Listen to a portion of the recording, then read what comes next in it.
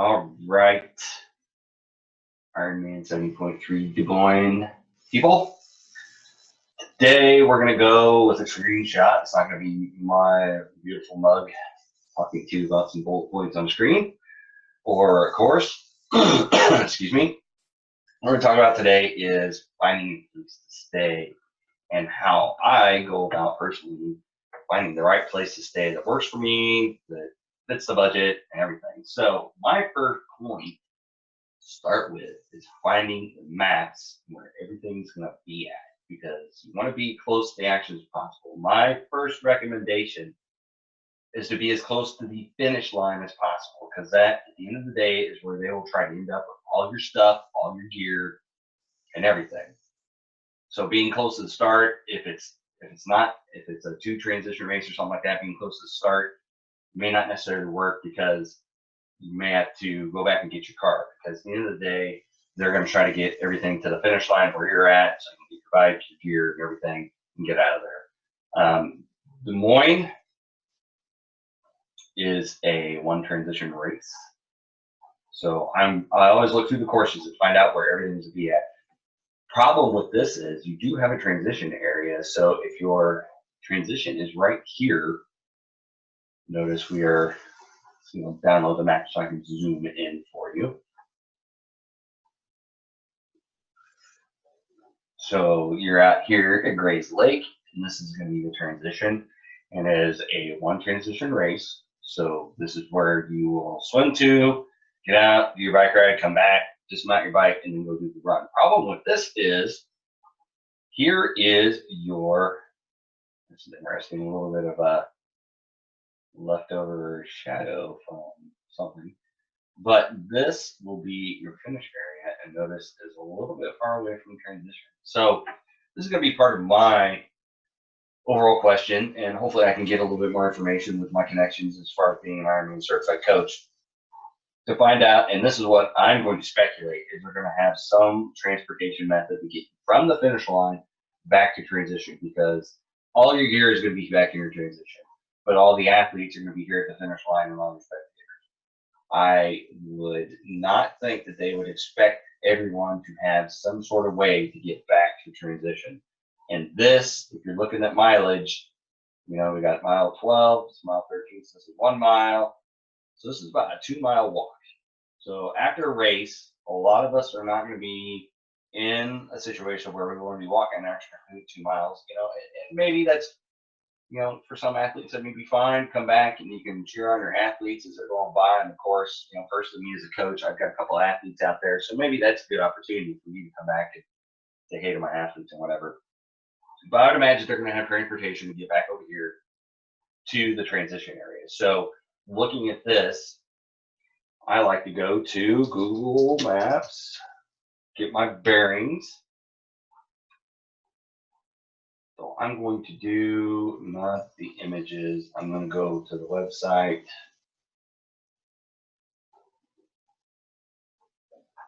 And I'm going to do Gray's Lake, Des Moines. And notice, yes, I did type it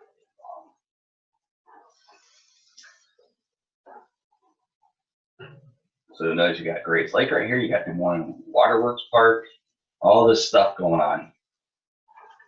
So step one is finding out where you will be at with all your stuff. So if you look at the map, you'll be at this side of Gray's Lake. So you got all this area right in here to work with. So personally, I like to stay as close to the finish line as possible, because more than likely this is going to be your start point too. So wherever you're parking or walking from or whatever, this is where you'll be at. So I'm not pimping Priceline.com necessarily, but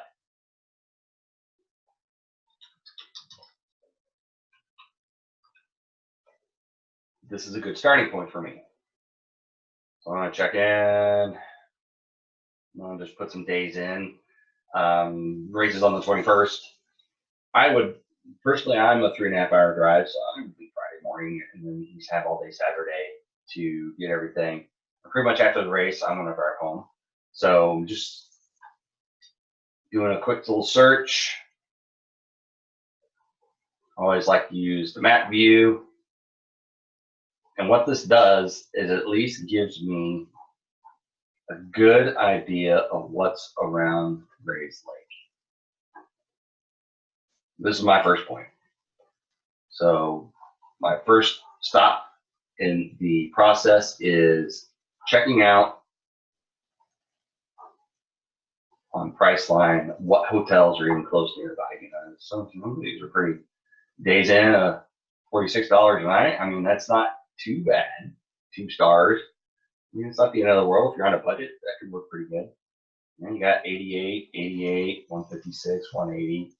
You know, you got different options. So what I do is I kind of keep this in the back of my head. Airbnb, I'm a big fan of. If I could spell Des Moines right, that would kind of help.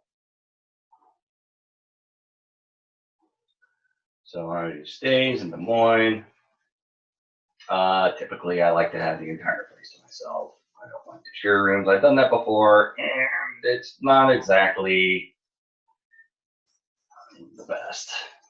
We'll just say that. If you're on a budget, you know, it might work for you. So let's do 19th to the 21st.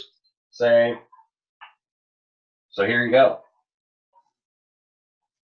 Airbnb. Notice we got a couple things up north. Reason some stuff, you know, like I said, it's kind of odd sometimes depending on your browser. So I mean, you got some options, but you know, 169 a night, cozy, charming retreat. So this is another one. And I like vrbo.com. It is sometimes you find duplicate properties, but sometimes the fees are a little bit different. So I like to do a little bit of checking. So all told, maybe I'll spend 45 minutes kind of checking a place out, get some good ideas. We're doing one adult, no pets.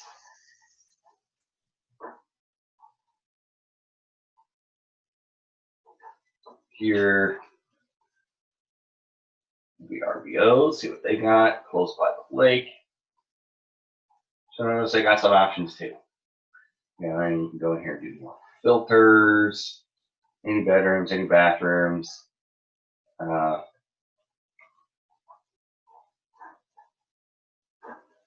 do 150 a night, just for grins and giggles, because that's what you're looking at on hotels. So you got a nice one, 115 a night. So personally, I would check out these areas over here. I would imagine you'll be okay a little bit up north, but these probably would be the most accessible points. Personally, I kind of like away from a downtown area. That way, there's probably more grocery stores. So you can always go back to your Google Maps and do grocery stores if that's what you want to do. So you got all these. You got a Hy-Vee over here. So if you want to stay up north, you got a Hy-Vee. You got a price dropper for your.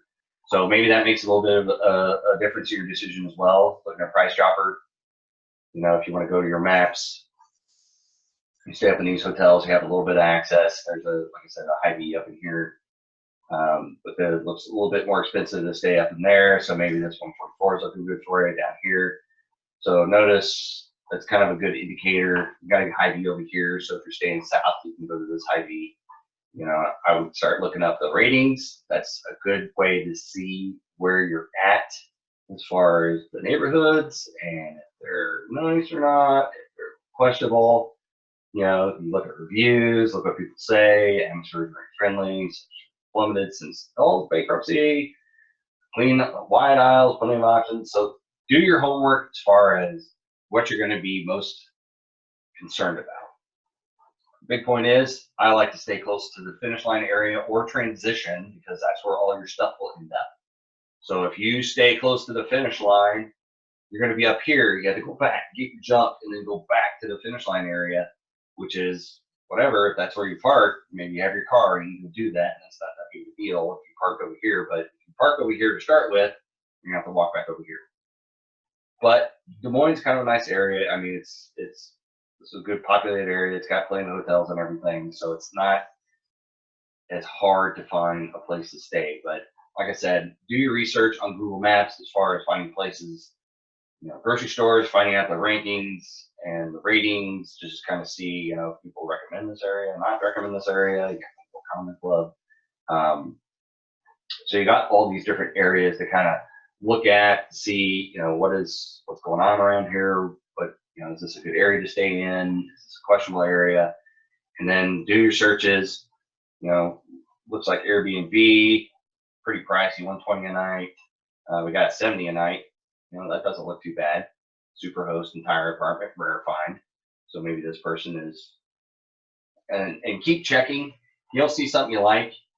Keep checking because people are always putting up new listings. So, I've already made my accommodations, but this one looked pretty nice. I always like to find a place with parking that's nearby. VRBO, 115 a night. You got a 89 a night. So you got some good photos. So maybe, if you don't like clouds on there in your room, this is a little bit more homier. It just depends on what you like. And so that's my main keys. I go to Priceline, look it up. If I'm interested in a hotel chain, I will go. Let's say this, windows are pretty nice. That's by the airport, all the Inn and Suites. So a 6.3 rating. The Wyndham had an 8.4 rating. So I would go to that, 140 a night. So then I would go to, copy the name of the hotel, type that into Google, go to their website,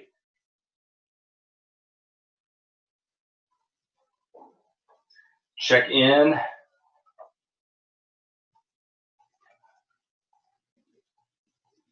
June 19th, check out, June 21st, one room, one guest, special rate, search rooms.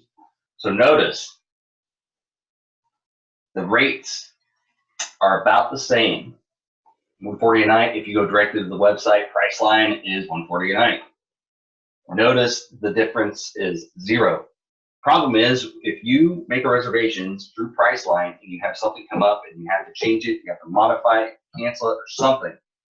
I've been stuck in this situation before. You go through Priceline. Oh, you got to call the hotel. And then the hotel's like, no, you made it through Priceline. You got to go with them.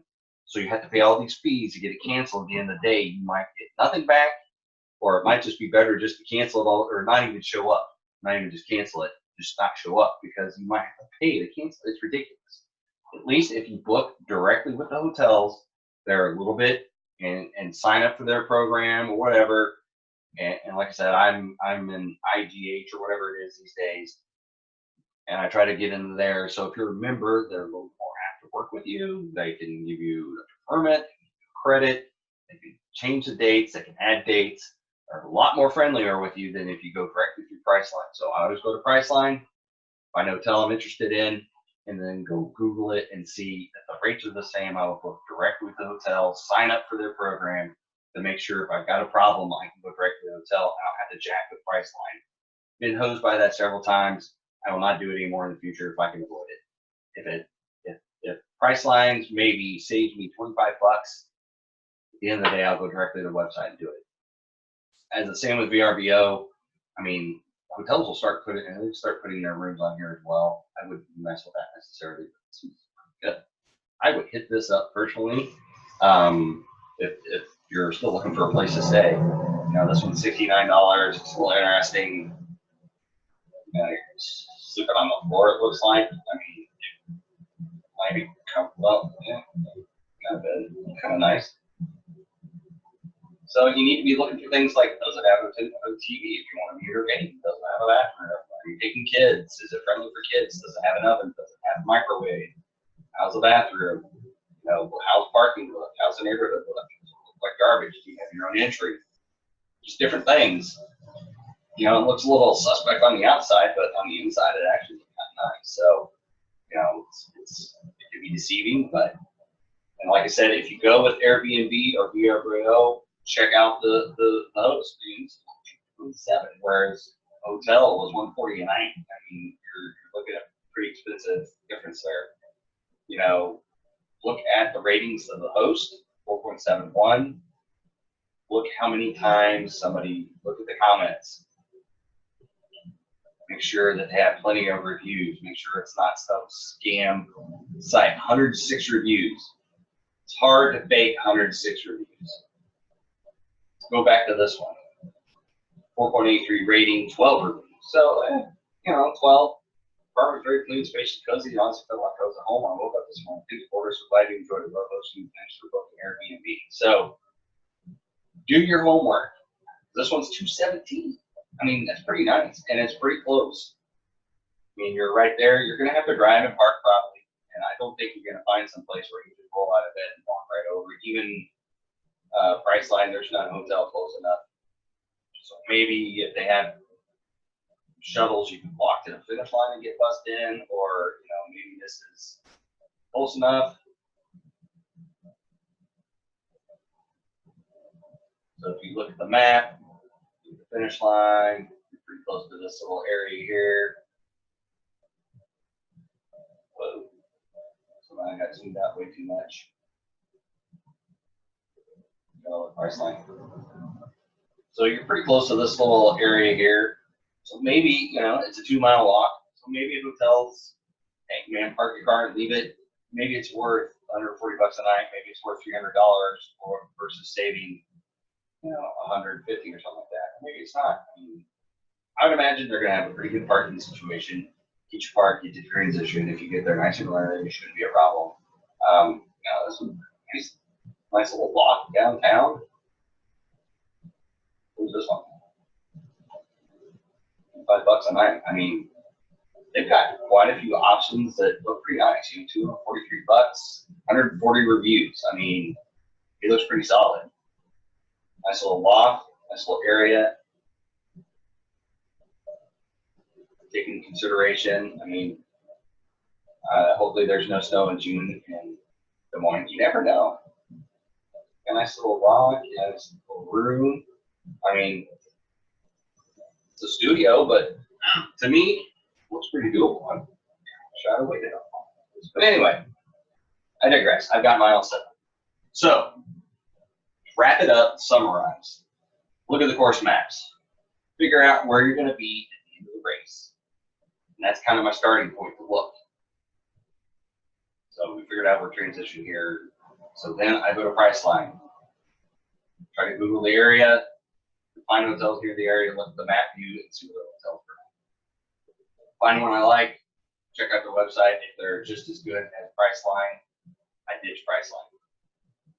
Then I go Airbnb, and I go VRBO. Like Airbnb, the site's a little bit better, a little bit friendlier, but there's plenty of options. If you're on a budget like all of us, maybe it's worth kind of poking through a little bit. This American Inn, for whatever reason, they got $200. That's not bad. And it's an actual hotel. They got a center. American Inn by Wyndham Des Moines Airport, which, Baymont by the airport. So, plenty of options. Do your homework though. Look at the reviews. Make sure everything's all on the up and up. But looking right now, there are options. This is nice. Historic East Village, video. You want a little staycation, man. TV's got a balcony, you got, holy cow. You got a nice view of the Capitol. So, I got to digress. I got off track. I got a little sidetrack, so I'm trying. So, find out where you're at, hit Priceline, find hotels, check one out that you like, find it. If it's better than Priceline, go directly with the site. Airbnb, VRBO, search out the ones you like, location, price, do your review check, and at the end of the day, it could be more on price, because a lot of these are going to be around the area, the same distance. You probably have to drive and park near the area, which isn't a big deal on race day. So that's the key. That's how I would recommend going and finding a place to stay. There are plenty of places so far. Nothing's sold out. There's plenty of hotels, plenty of Airbnb, plenty of VRBO.com, plenty of opportunities to find some place to stay. If you've got any questions, if you want more recommendations, as always, reply emails or comments in the video, and I can help you out with all my experience of finding places to stay for races and the best ideas.